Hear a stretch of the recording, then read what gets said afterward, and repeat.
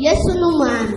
Igice cya 95 mugira mwumvirize ubutumwa bwiza mushikirizwa na Pastor Jackson Nkeshimana. WhatsApp yiwe ni 76 96 96 96.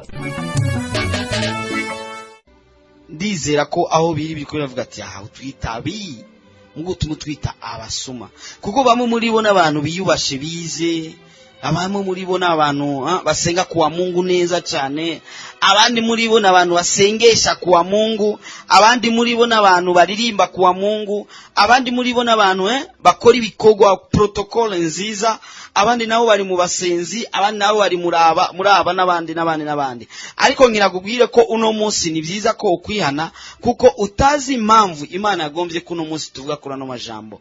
Nuzi impamvu Imana yagombye ko uno munsi tuvuga kuri iminyororo itandatu, maze uno munsi tukavuga umunyororo ugira kabiri uvuga ubusuma. Uve muri ubwo busuma kugira ngo hora kumurikire, kugira ngo ubone iyo uri kuraja, maze ijuru uzorishikemo mu mutekano ntangere. Wariyubaye ibindi byose kandi amafaranga menshi buriya ntabwo yiba, kandi nturigera wiyumvira kuja kubomora banki, kandi nturiyumvira n'umunsi numwe wo kuja gutera umuntu kanaka ngo mwibe, kandi na n'umunsi numwe uriyumvira gukora umufuko umuntu. Mugabo uri umusuma, kandi muri abo bose bakora ivyo byose umuri mu gitigiri kimwe, kandi igihano c'Imana kije kubasuma no kuri wewe kiraza kuri we.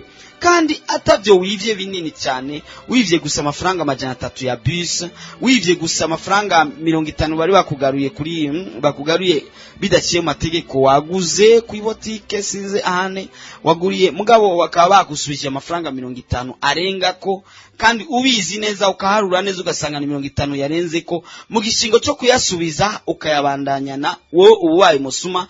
Kandi imbere y'Imana nuvuga ati nivye senkani gusa, Imana iharura kuri umusuma, ntirinda kwandika ico wivye icyari cyo, cyangwa ngo bagihe ububasha ati cyangwa agaciro ati ki wivye ni kinini cyane uhanwa binini, wivye bitonya ahanwe bitonya, wivye abari umusuma gusa. Ukubusa kose, hari ibisuma by'inzobe, hari ibisuma byirabura, hari ibisuma bivyibushe, hari ibisuma by'imbamba bito no kuvuga bato, ari ibisuma birebire, hari ibisuma bigufi. Amungeri zose z'abantu hariho abantu bibisuma, hariho ibisuma by'ibizungu, hariho ibisuma by'ibyarabu, hariho ibisuma by'ibihindi, hariho ibisuma by'ibidimudimu, hariho ibisuma by'ibirundi n'ivy'ibirabure. Abo bose harimo ibisuma, kandi abo bose impera yabo ni mu kiyaga cyaka umuriro.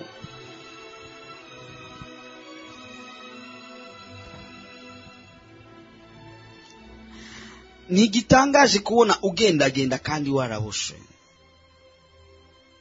Uraba n'amaso yawe y'umubiri ntushaka kubibona ko wabushwe, ariko ugiye mu buryo bw'impwemu urabona neza ko wabushwe. Kandi uhora hagomba kumurikire uno munsi, uhora agomba kugira ikintu cyiza cyane. Niyo mpamvu yarekuye ko twiga rino jambo. Yesu agomba agire bishasha. N'umwanya mwiza ngomba ko no gusengera wowe wabaye mu busuma imyaka myinshi.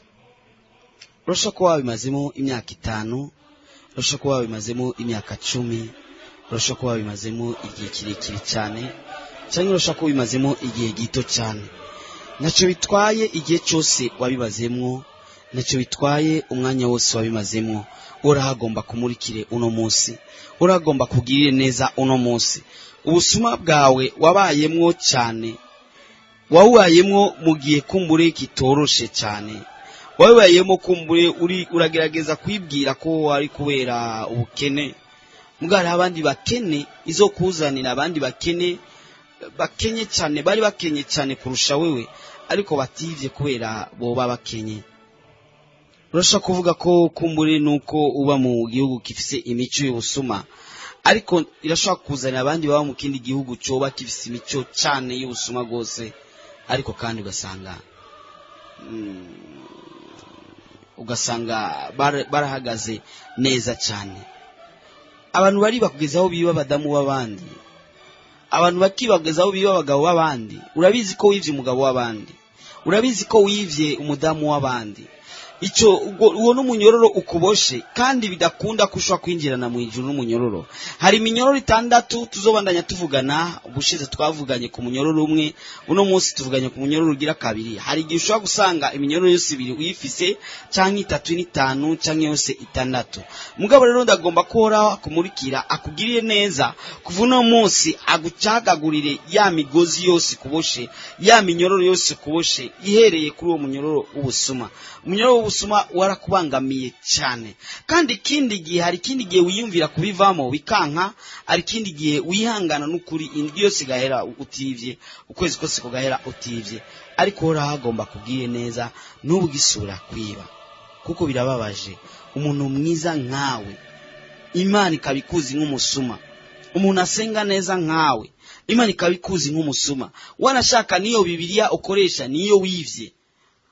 Impuzu uhavuja kwambara ugiye gusenga canke ahandi ni impuzu wivye, matera uryamyeko urabizi mu nzira byaciyemo, ibyo bintu biri mu nzu urazi inzira byaciyemo, urazi ko uri umusuma, kandi nubwo abandi batabizi, nubwo umudamu wawe atavyemera ko uri umusuma, nubwo umugabo wawe atavyemera ko uri umusuma, wowe urabizi ko uri umusuma, upfa kwikawusha mugabo urabizi. Uno mwanya ngo madagusengera uhora kugirira neza kugira ngo uve muri ubwo busuma. Nta mpamvu nimwe yotuma ugumura umusuma. Twe tuba tukwita umuntu mwiza, mugabo mwijwe akakwita umusuma. Umugabo umwe niwe yari umusuma w'impene, maze yari bimena cyane, baca bamucapa ku mutwe bakoresheje icyuma cy'umuriro, bashiraho me 2 meme canke bavyanditse mu Giswahili ati mwizi wa mbuzi. Maze amaze gukizwa biramugora, kuko iki gihe cyose bari bamuzi nka mwizi wa mbuzi. Mugabo hagera igihe amaze gukizwa acahindura ya canke meme ikihinduka mwana wa Mungu. Amen, umwana w'Imana. Kare yari umusuma w'impene, mugabo mu nyuma caba umwana w'Imana.